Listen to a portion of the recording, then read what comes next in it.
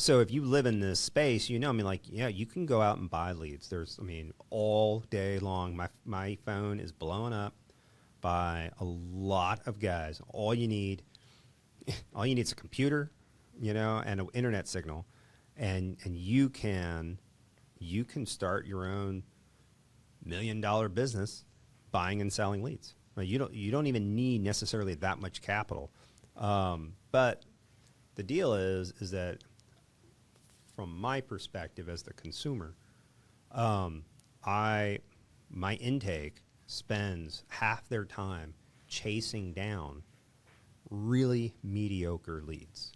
Welcome to Above the Legal Limit. I'm your host, Justin Chopin, business owner, lawyer, dad, world's best husband, traveler, and adventure seeker. On this podcast, we mix business with pleasure.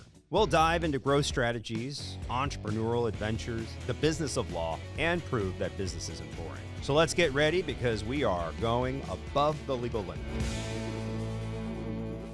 All right, everybody, thank you for joining us. I've got Kevin Daisey, who is founder and CMO of Array Digital, which is a digital marketing agency. Welcome to the show, Kevin. Thanks for joining us. Yeah, Justin, thanks so much for having me. Excited to be here.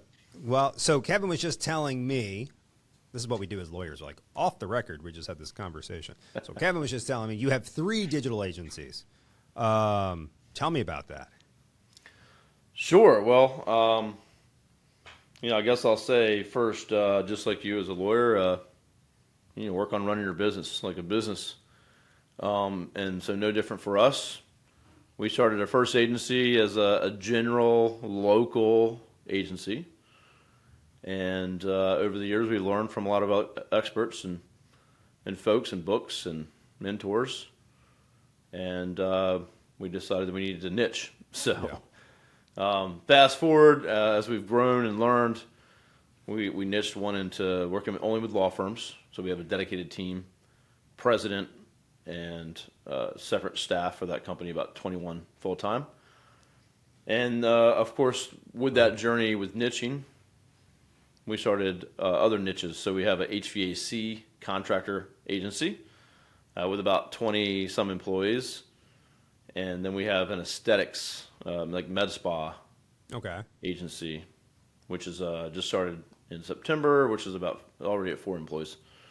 So it's kind of our master plan, copy paste, and podcasting is a big part of our delivery and way to enter the market. So I have a law firm marketing podcast.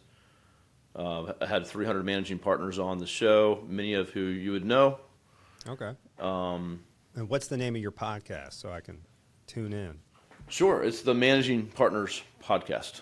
Oh, you just said that. Yeah. I think I misunderstood you. When you said I had 300, I thought you said, I get it now. Very specific, right? Yeah, I get it.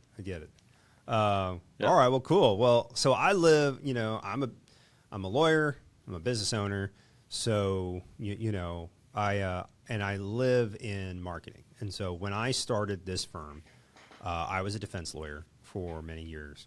An opportunity came up to start this firm, and so I jumped at it. But I also didn't really have a lot of clients. And so I already knew the future of marketing was digital, and when I started, there really just wasn't the competition that there is now.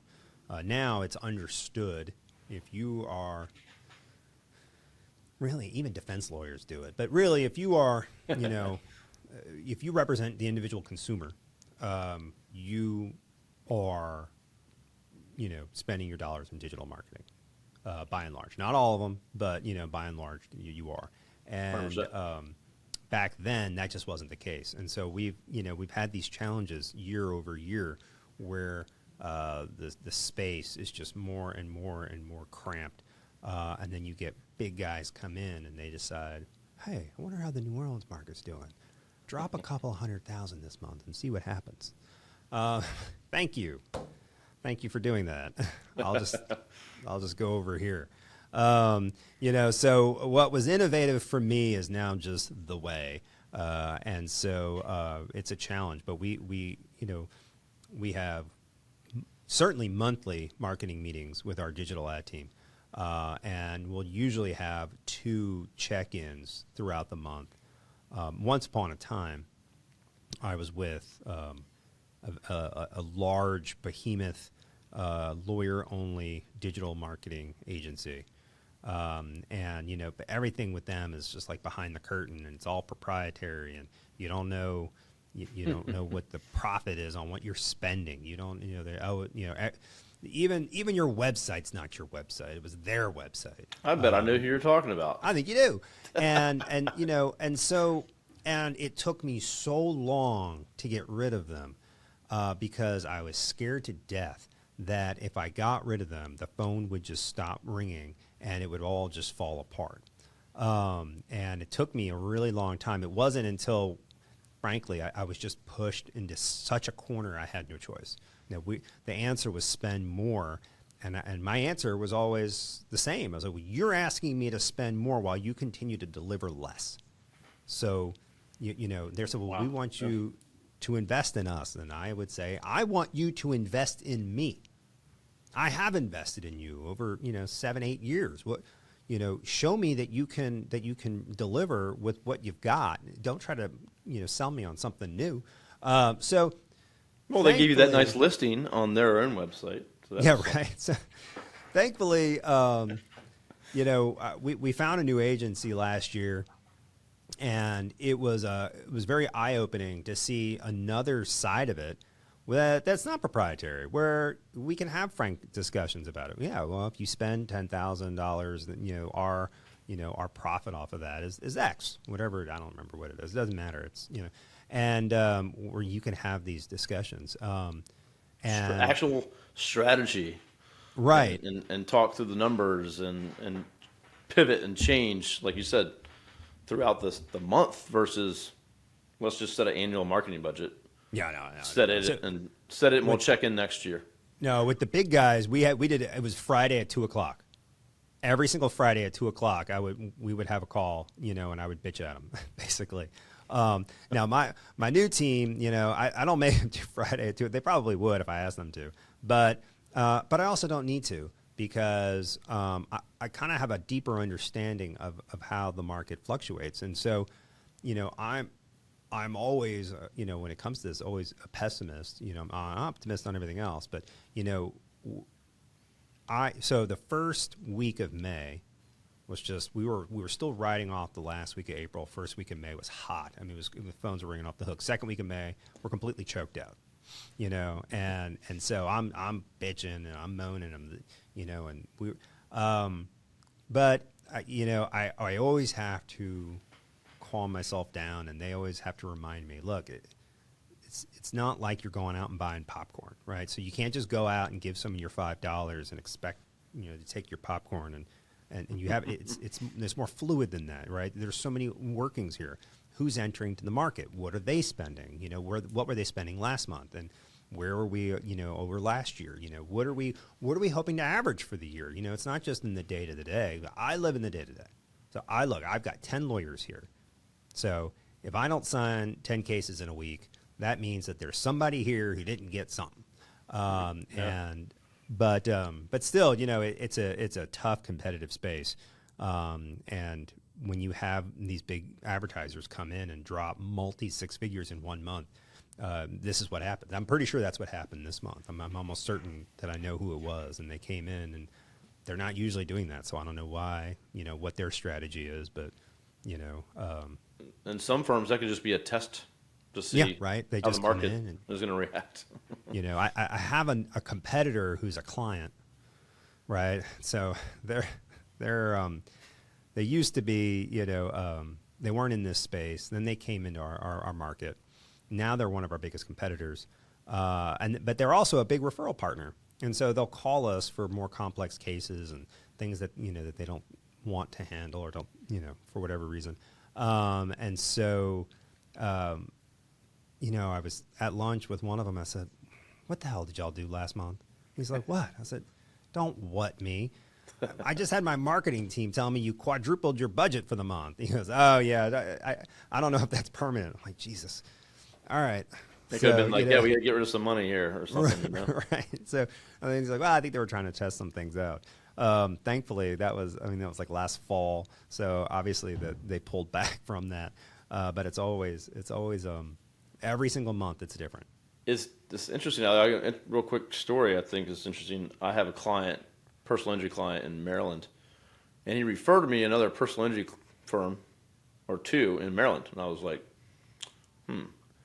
Okay. He called me and said, "Hey, I'd rather refer you the firms that I like that actually refer me stuff that they don't do, even though we compete, than than the firms I don't like that don't refer me to get more business." So he's like, at least I'm going to be strategic about this. Okay. And so I thought That was is a secure fella right there. That is somebody who doesn't give a shit.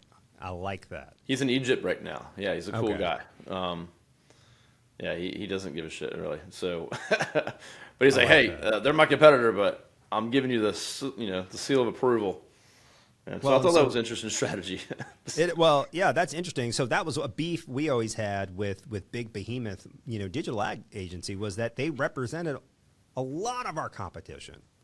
Yes. And I would always say, we're like, well, what are they doing? Why is it working for them? It's not working for us. And the internal grumblings here are like, they're manipulating the market. I'm like, well, I don't know. That's like a big accusation. And that presupposes a lot of things, but well, the thing is, they don't get results, so I don't believe they're not changing anything because they weren't doing it for us, right? I have clients that have been stuck in with these big companies, and they can't get out for a long time, and their stuff is just suffering. Nothing's happening, and you can't get out of the contracts from this time. But the results, or even the deliverables, just the basic deliverables are not being met. So there's definitely no results though. Well, no, I think a lot of they would call them, what did they call them? Premium marketing leads. Oh. Yeah. And what it was buying leads from really their competitor. But so if you live in this space, you can go out and buy leads. All day long, my phone is blowing up by a lot of guys. All you need is a computer, and an internet signal, and you can start your own $1 million business buying and selling leads. You don't even need necessarily that much capital. But the deal is that from my perspective as the consumer, my intake spends half their time chasing down really mediocre leads. Yeah. You want a branded lead, a lead that knows and has been exposed to your brand, found you, researched you, and made a decision to reach out. They're going to be higher quality. Right. So if you're running on social media and you do an ad, you can do this where if your finger just grazes the ad, it auto-populates all your information, and then it shoots me an email. And then we get it, like we think this is a real lead. We know Bob Smith was in a car accident. Holy shit, somebody call Bob Smith right away. Bob is like, why are you calling me? Where did you come from? So that's a non-starter. Right? We've done it. We've tried it. I'm out. I don't think that it's a good use of money. I think if you want to spend $10,000, $15,000 there, you should spend $10,000, $15,000 investing in your own company and not someone else's. Or there's some where they'll, these are always funny. Someone clearly goes to a website and fills out a form, and then they contact that individual, and then they try to do a soft transfer to us. It took us a very longer than I care to admit. It took us a very long time for us to realize, because the client would say, well, I don't know, you called me. And we would always say, well, I didn't call you. You called me. They're like, well, no, you called me. And it's like, sir, I can assure you, I was just sitting here. You called me. Okay. And then eventually you have to be like, you know what? It doesn't matter who called who.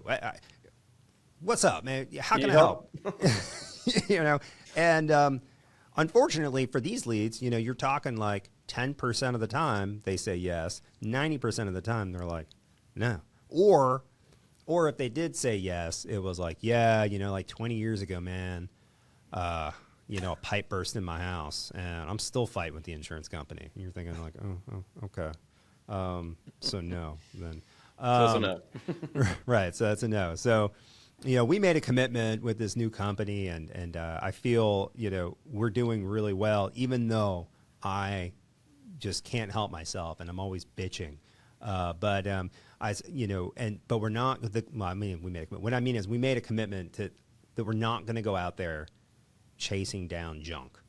And that if we're going to spend additional ad dollars, it's going to be on us, and Good on not you. Yeah. some guy in like Fort Worth, in like a one man office, because there's no. They always talk about the ROI, and I'm like, well, what ROI is great. And I was like, I'm here to tell you it's not. So. Yeah, I have an attorney, a firm that I've met with before. Their budget's was $150,000 a month across everything, but they had fallen into lead generation, which is you pay a company, they do the lead generation, then they give you the leads. So they have no clue who the firm is. There's no brand built there. There's no nothing. So and they stopped everything else, like literally. So no SEO, that tanked. They stopped doing TV. They stopped doing the stuff in the market. So their brand had just been like washed away over like a couple of years, and they didn't show up for anything locally. Maps, SEO, nothing. 6 figures in lead gen. Yeah, exactly. And so they had such a strong brand. I knew who they were before I was even owned a business, or I had definitely had a law firm agency because they're just so well known in the area. But yeah, just had dumped it all because they had a new internal marketing person that just said, "Hey, we're going to dump it all over here." And so, and I think the fees that company was charging out of the 160 or 150 was $70,000 a month. No. Yeah. Yeah. How did you end up there? I don't know. Yeah, I'd like to own that lead gen company for a while. But what's that? Say that again. I said I wouldn't mind owning that lead gen company for a little while. Right.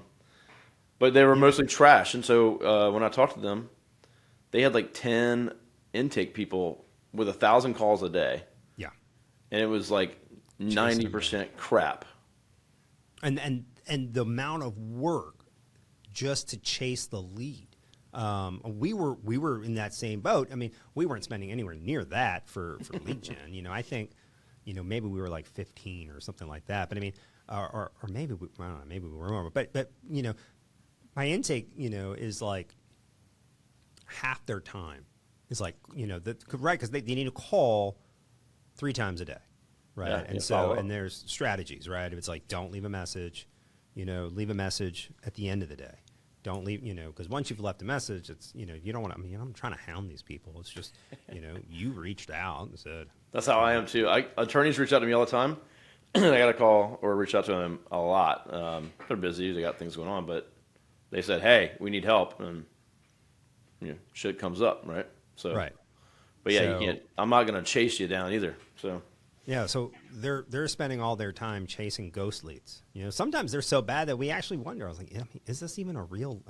Is this even a real lead? So, and what I find is, and it's okay, fine. You're overspending for someone to do lead gen. Fine, you're not the first company in the world to overpay for something, and fine. You've got an intake department inundated with junk, but.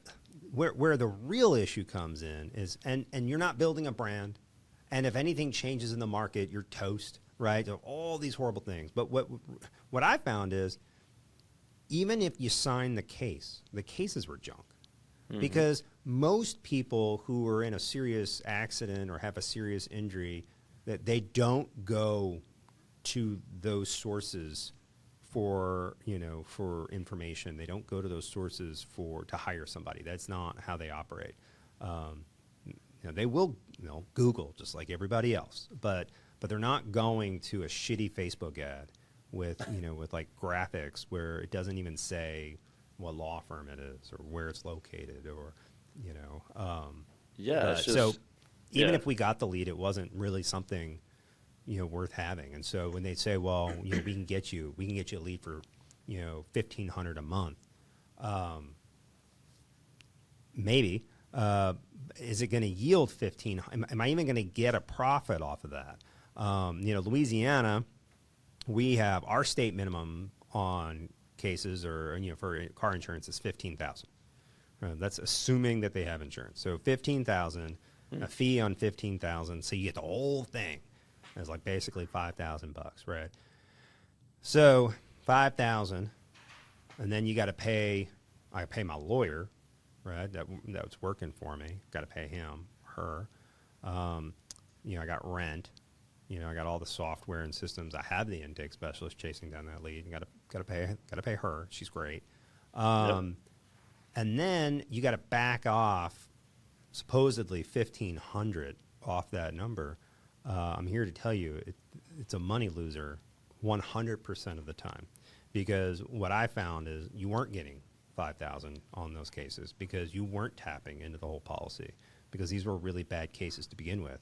And you ended up dumping, a lot of resources into a case that maybe had like a $5,000 to $7,000 value. And what you're really talking about is, maybe a $2,500 fee, and you're completely upside down.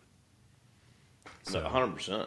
Yeah. I mean, just kind of like going back to where you started with, like knowing your numbers and meeting often and watching what's going on and making adjustments, versus the opposite of that, not paying attention at all. And so how I came about this one particular prospect is the CFO reached out to me on LinkedIn and said, "Hey, would you grab coffee with me?" And I looked him up and I said, "Well, absolutely." Sure. And so it was like a secret meeting. And he was like, "Hey, I've been looking at our numbers and we're spending all this money over here." He told me how much. I was like, "Holy crap." And then he was like, just telling me all this stuff. And he's like, "We have this many intake people and this many calls." And he's like, "When I'm looking at the numbers," the CFO is like digging deep. He's like, "We're losing money. Our average case is way down. And all the money's coming from the referral partnerships and, the older attorneys. So it's kind of like a hidden thing. They don't know about it. And Exactly. they're not listening to him. And he's bringing this to me saying, "Hey, how do we infiltrate this?" And because they had an internal marketer that they loved, and she walked on like she was untouchable. And so it was a weird situation. So, I mean, look, if you want the phone to ring, you can make the phone ring, right? If that's what you need. Like if you need the phone, and we get that, like we get that all the time here. Like sometimes I just need the phone to ring. When the phone is ringing, everybody here is happier. Everybody, there's a buzz around the office. When the phones are ringing, everybody's, everybody's all hands on deck. Like we just had Hurricane Ida, the deadline come for that. Our phones, I've never, never has the firm been like that. And it was a great time. It was incredibly stressful. Never have we been like this. The phones were ringing off the hook night and day. And we were signing clients up at a rate that was, more than it was nuts. But, sooner or later, thank God there was up against a deadline, because if we'd done that every day, I'd be in a mental institution now. My staff were, they were bashing their brains in. And it was, but the energy around the office was so great. Like everybody gets excited, because we all get excited. We love it when the phone rings. So it's like it's a new customer. Come on in. We're excited. And so we're excited to have you here, and it's not fake. It's real. We want, it's boring around it. The law firms can be boring. We want, we don't want it to be boring. We want energy. But it's got to be, if it's all phone calls for, disability work, and you're not a disability lawyer, you're in a pickle. So how's that company doing now? Were you able to work with them? No. So I had great meetings with them, and it was really just, cut down by the internal marketing people that were like, we're gonna handle this ourselves. Okay. Some people just they can't hear the advice. What's that? Some people just can't hear the advice yet. Like no, I mean, we look, their SEO was in shambles, and again, they hadn't focused on that. I checked in on them about a month ago, same exact spot. They hadn't changed anything. So yeah. Well, everybody has a different story. SEO is dead. SEO is king, right? I mean, for a while it was going to be LSAs were the future. I don't. I'm not 100% sure we've ever signed off of an LSA. I don't know. What's your take on that? I almost write it off. So you're saying for LSA ads? Right. I mean, I know I know we'll put a little bit, but we really don't put a whole lot of time and energy or money into them. Because Yeah, well, I've heard mixed reviews. So I've asked a couple clients, like I'll have someone say, "Hey, I want to do LSA," and I've actually surveyed some of our clients that do them. We manage it for some clients, but some clients just do it themselves. Mm-hmm. It's not a heavy management job. But I got one, like a personal injury attorney. I was like, "Hey, you're doing them. How's it going?" He said, "It's terrible."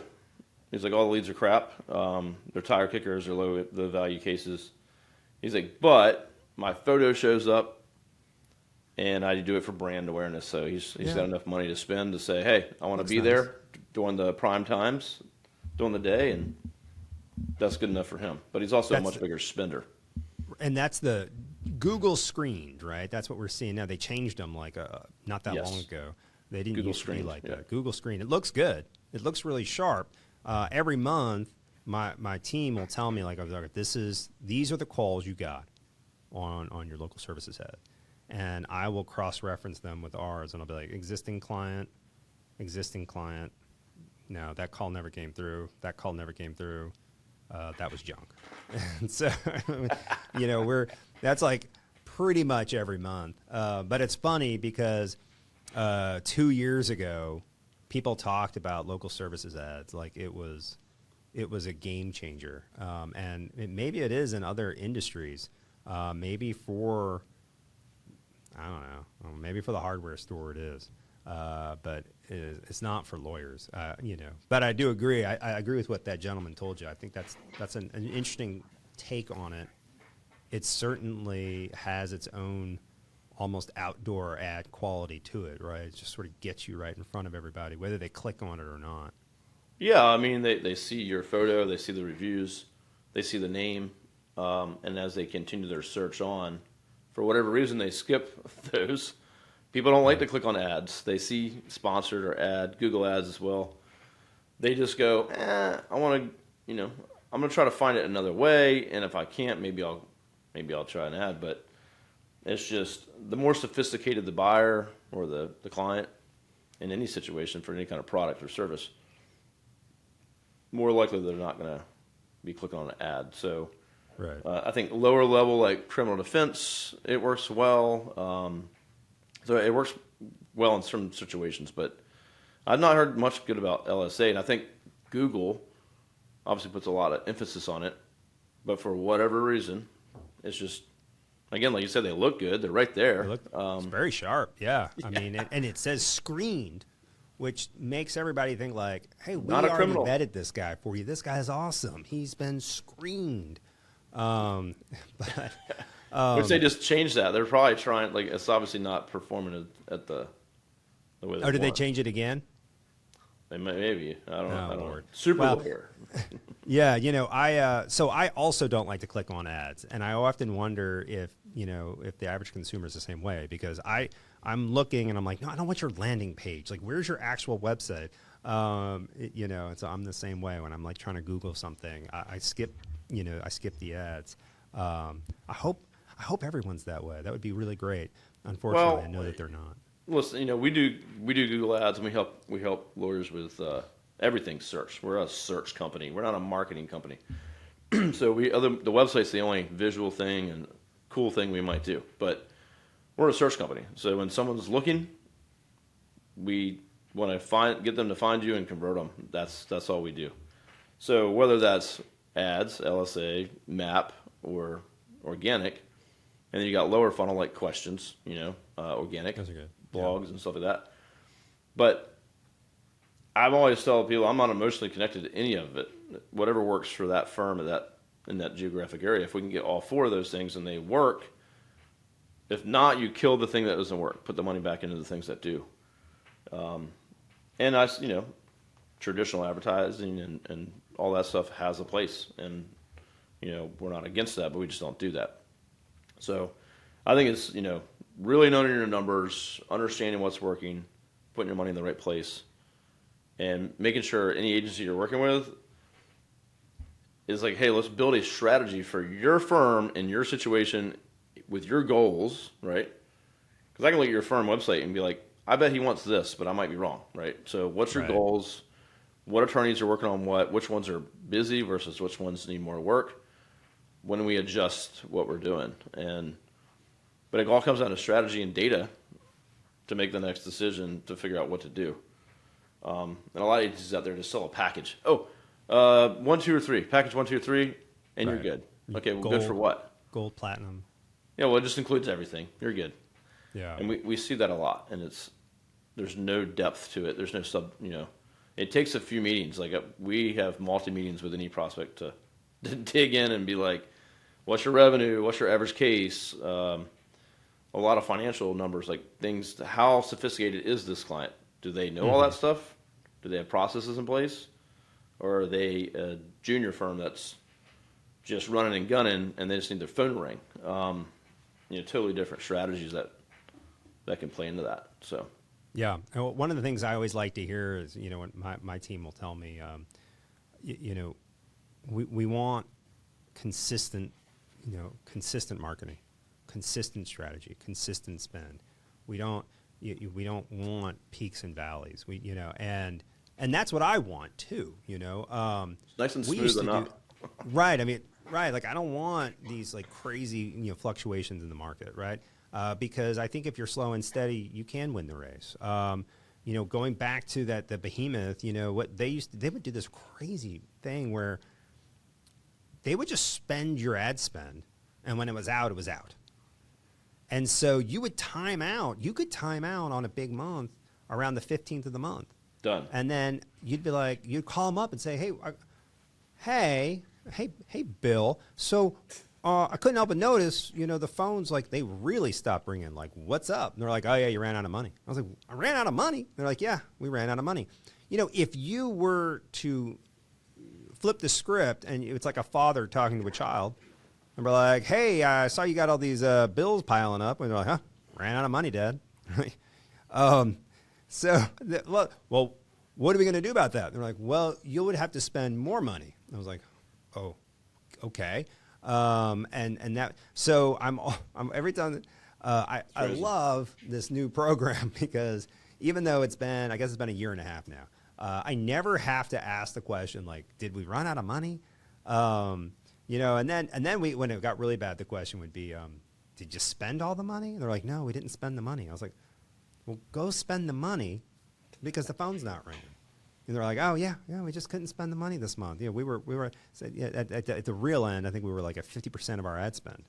I've still never really fully understood that, but Right. I'm like, so don't run out of money, and you have it, spend the money. So consistent, like slow, consistent marketing strategies. I'm more comfortable with that, and I do think it's better than just going all in. But I'm not a casino kind of guy. Like that's just not who I am. I'd rather know that we've got a strategy in place that we're working towards it. Than to put it all on black and see what happens, because 50% of the time it might come up on red. Well, that's a good way to go. Yeah, you don't want to be that risky. Right. So And, you've been in the market, you've been in the game long enough. You know what's going on. So, but I think with the ad spends like that, if spend it in 2 weeks or 1 week, that's not good. Right. And then to That's not healthy. underspend is not good either.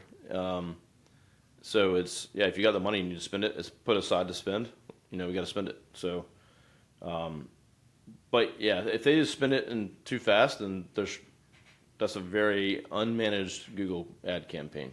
Right. I mean, it could be we were underspending. I don't know. Maybe we were underfunding. I don't know. You can still get it to spend your money consistently throughout the month versus just dumping it.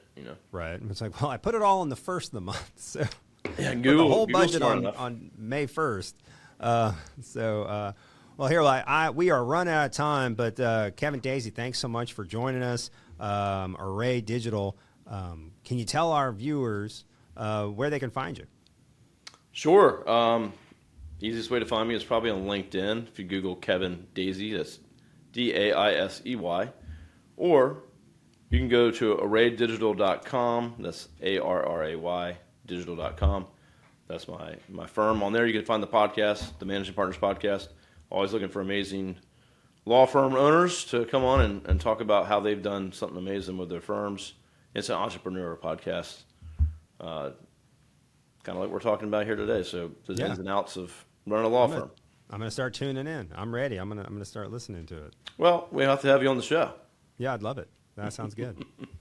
So, well, thanks, Kevin. It was great to meet you, and thanks for your time today. Yeah, thank you so much for having me, and great conversation, and happy to share. Thanks. Take care. Thank you for joining me today on Above the Legal Limit. If you enjoyed the show and you want to hear more about business and law, hit that subscribe button. If you didn't like the show, keep it to yourself. Remember, there's no limit to what we can achieve. We will see you next week. Until then, even though we're above the legal limit, let's drive safely. Cheers, everyone.